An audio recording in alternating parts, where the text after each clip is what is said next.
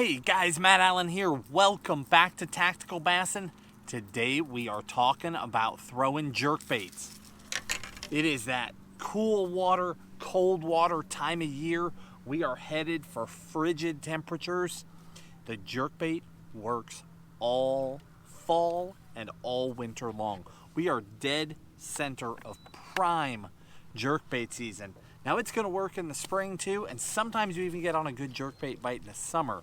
But right now is prime time, and it just keeps getting better and better and better. So I want to talk to you guys about the baits that I've got confidence in, when I throw them, how I throw them, why I'm choosing particular baits, cadence, all those things that are so important to cold water jerkbait fishing.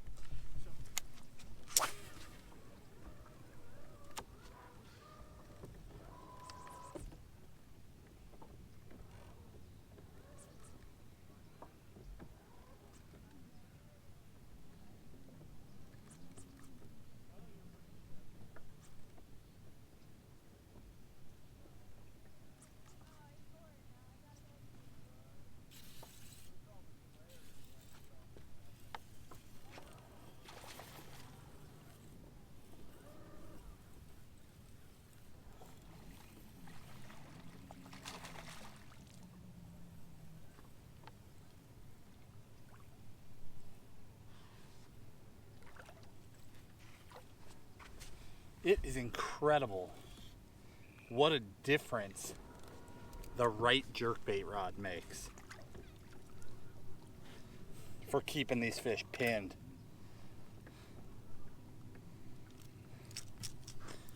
It's amazing. That's the Jackal range there. 6'10" medium. This is an X-Pride paired with an Aldebaran MGL. It's my absolute favorite combo for jerkbaits. But Tim and I have been experimenting this fall, and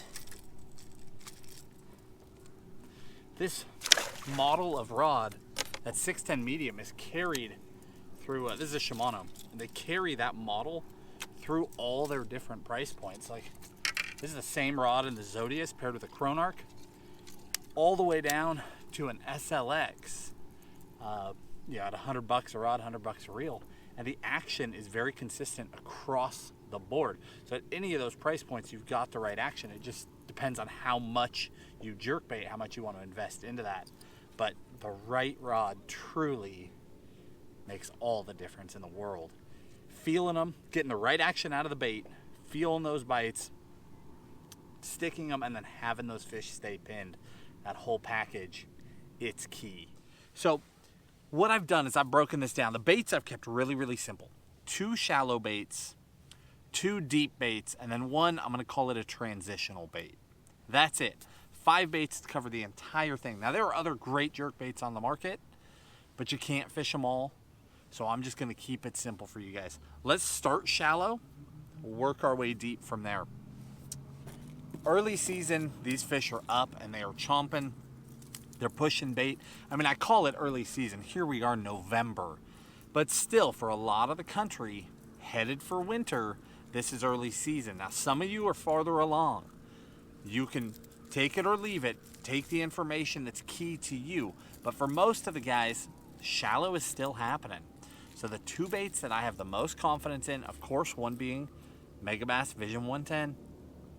Throw you a curveball that's silent. We started talking about that earlier this year.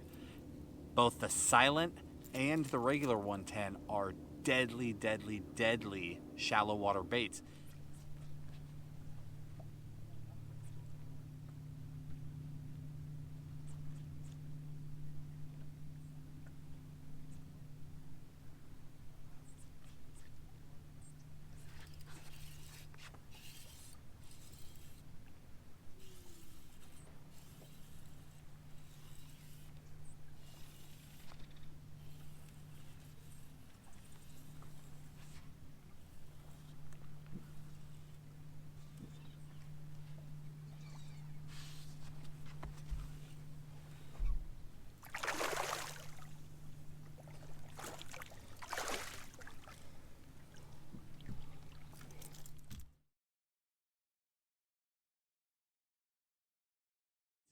you're on a fishery where a lot of people are throwing a jerkbait, do not be afraid to throw the silent.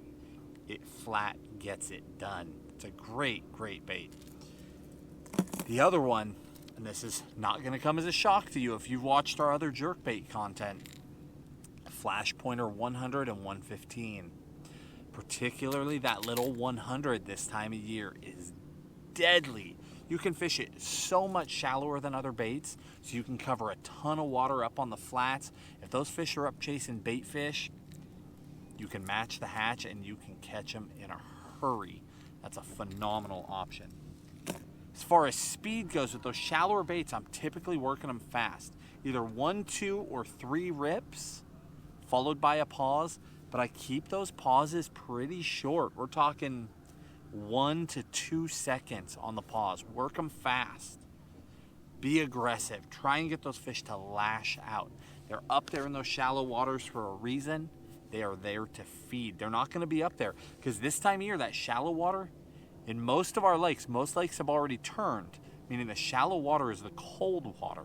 The deep water is now the warm water. So if they're up there in the shallows, they've come up into that cold water where they don't particularly want to be. The reason they're there is that they want to feed. So don't be afraid to fish hard, fish fast, be aggressive. Now, that transitional bait, again, not going to come as a shock if you guys have been watching our content for a long time. But if you haven't, you may not have heard of this one. That is a Jackal re-range. The re-range comes in 2 sizes. I have the most confidence in the smaller size. And guys, if you're not familiar with our content, we're going to link every single bait, the rods, the hooks, everything down in the video description to make this really, really easy for you guys. You don't have to try and remember, and you don't have to go try and find this stuff on your own. The re-range is an amazing bait. And the reason I call this a transitional bait is that if you fish it slow, it will stay pretty darn shallow. You can fish it almost as shallow as a Vision 110. But if you really start snapping it hard and really pulling on the bait, so instead of like crisp hook sets, instead you start pulling. I say hook sets, I mean crisp snaps. If you start really pulling that bait, it will actually dig hard. You'd be very surprised for the size of the bill how deep that bait will get. That is a deadly, deadly bait. That's why I'm going to call it the transitional bait. Now I'm going to circle back to colors. Let's keep talking baits, and then we'll talk colors, cadences, those sorts of things. The deep baits, deep water, I'm going to pull out 2 here. And again, if your favorite bait is left out, don't worry about it, but you might consider trying some of these. We throw a lot of other baits, but these are killers. Next one is going to be that 110 plus 1. So Vision 110 plus 1. Same body, much larger lip. Gets down there a lot farther as those fish start backing down. And a lot of the lakes, now all over this country, lakes are shaped differently. But in a lot of lakes, you're going to have a shallow shoreline and then eventually you hit a break. When those fish start backing off those shallows, they're going to transition, they're going to sit on those breaks. That's where those deeper jerkbaits become key, because you can get them down farther and then suspend over the top of those breaks, get those fish to come up and get them. You don't have to get all the way down to the fish, even in cold water. I'm going to say that again. I want you to hear me. You don't have to get all the way down to the fish. If your fish are in 10 or 12 feet of water and you've got 2 or 3 feet of visibility, don't feel like you need a jerkbait that goes 10 or 12 foot. If you can get down there 4, 5, 6, 7 feet, that's it. 4 or 5 feet, and you fish slower, those fish will come up to that bait. They hear it, they feel it, and when they get up there, they'll see it. Don't be afraid to fish over the top of them and draw them up. It works so well. We use that technique around docks a lot because you know the fish are either suspended or sitting at the base of the pilings. But if you come midway through that dock, the dock itself reverberates sound and vibration so much that those fish come up a long ways to get those baits. just a quick tip for you. The other one, besides that +1, is going to be that Lucky Craft Stacy 90. Such a deadly bait. Not a new bait. Stacy 90 has been around, I don't know, seems like forever. It's been around a long time, and it is just as deadly today as it ever was. Now, the Stacy 90, 2 hooks. The 110 +1, 3 hooks. There's some benefits to both. When you have 3 hooks instead of 2, you go to a smaller hook. You can get finessier. You go to lighter line because they're more likely to get hooked up. 2 hooks, the benefit is you can play with hook size and wire size a little bit more without screwing up the action of the bait. And you also get away with a bigger hook. By going to that bigger hook, you can basically target a bigger bass. Maybe target's the wrong word, but if you start mixing it up with a bigger bass, you stand a better shot with a bigger hook. So if you realize all of a sudden, hey, I'm in good ones here, it doesn't hurt to drop a bait with 3 hooks, go to a bait with 2 hooks, and stick them on that bigger hook. You stand a better chance of getting them landed. But reverse scenario, you start throwing that 2-hook bait and you're missing bites. I mean, they're coming up and slapping it or slacklining you, or you feel them popping it really hard. You swing and they're not there. Cut that bait off. Go to a bait with more hooks. See if all of a sudden you don't start hooking those fish. You may find that all of a sudden you're hooking them out on the outside. That's because those fish are in a negative mood. They don't want to fully commit to that bait. But by going to 3 hooks, you start getting a hook in them. Well, then you've solved it. Now what you need to do is one of 2 things. You either need to add a red hook to the front of that bait to help them key in on it. And I'm not going to go into the whole big long thing about that. We've done that in the past. I'm just going to tell you to try it. It will work. A red hook will help them hit the head of the bait. You'll end up with a better hook. You get one in the mouth, one on the side, and you really keep them pinned. Or start playing with overall color of the bait. You're close. If they're willing to come up and touch it, you are close. But if they won't fully commit, a color change can make all the difference. Now, last but not least, I want to talk about cadence. And I want you guys to hear me on this. Cadence is the key. I already said when I'm up there dirt shallow, fishing it fast, 1 or 2 second pauses. Well, as that water temp starts to drop, you know, we're not far from December. And then it's January, and then it's February. You can throw a jerkbait all the way through. But if you think you're going to go up there in the shallows and snap, snap, snap, reel, snap, snap, snap, and be catching fish, probably not going to happen. So as the water temps crash, as you leave the 60s, head to the 50s, as you leave the 50s and head to the 40s, the colder it gets, the longer you pause. Take that bait, snap, snap, wait. 1, 2, 3, 4, snap, count again. Snap, snap, long pauses, as long as 10 seconds. Now, there are people that will tell you they pause for who knows how long. But I'm telling you, from a functionally speaking, as a guy that likes to reaction fish, 10 seconds is about the max of where you decide it's not worth it to you anymore. It's easier to finesse fish. But seriously, up to 10 seconds between snaps of that rod. Because what will happen, those fish still feel and hear it. Sometimes, depending on your water clarity, they see it too. But because the water's cold, they're not going to go running after it. So if that bait's 4 or 5 feet over their head and you come snap, snap, snap, snap, snap, you run through there, they won't come up for it. But if that bait snap, snap, and then just sits there,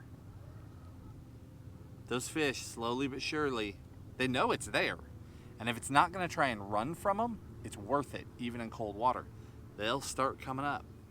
And that next snap, they hit it. Because they're already right there. You're not trying to pull them 3, 4, 5, 6, 7 feet anymore. You're trying to pull them 6 inches or a foot or a foot and a half, and they're willing to do it. So those longer pauses will really help you guys out. And then again, gear is critical. This is one of those rare techniques where I say the rod matters so much, because you want a rod that's soft enough to absorb the fight on some little treble hooks, but the tip has to be crisp enough. It has to have enough snap to it, fast or extra fast. Because if it's dull, like if you try and throw it on a crankbait rod, you can do it and you catch fish, but you're blowing a lot of opportunities, because when you go to snap it, it's no longer crisp. That rod absorbs so much that your bait ends up just sort of pulling. You don't get those sharp, jolty motions. You just get pulled.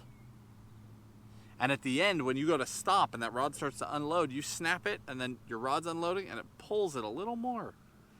And if you've watched our underwater stuff, you know if that bait's moving slow, they are not interested. It's got to be crisp, hard, sharp snaps.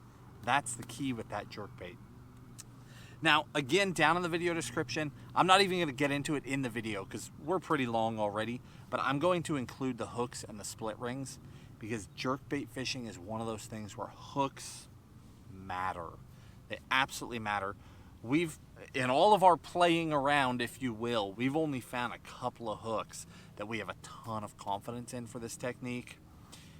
It makes a difference. So when it comes time to change your hooks out, don't be afraid to do it. Guys tell you you're going to mess up the baits, and you can. You can put on hooks that are too heavy. They'll sink like a rock or they'll float. But the hooks that we use seem to transition seamlessly. Excellent hookup ratio, excellent land ratio. It makes a big difference. Guys, I hope you enjoyed this video. Get out there this fall and throw that jerkbait. Stick to it. Throw it into the winter.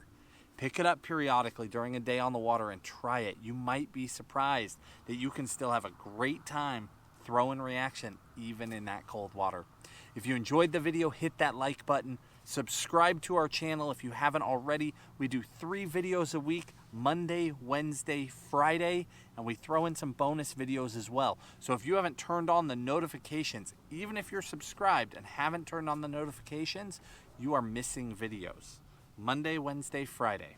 We appreciate you guys. Hit that like button, subscribe to the channel. We'll talk to you soon.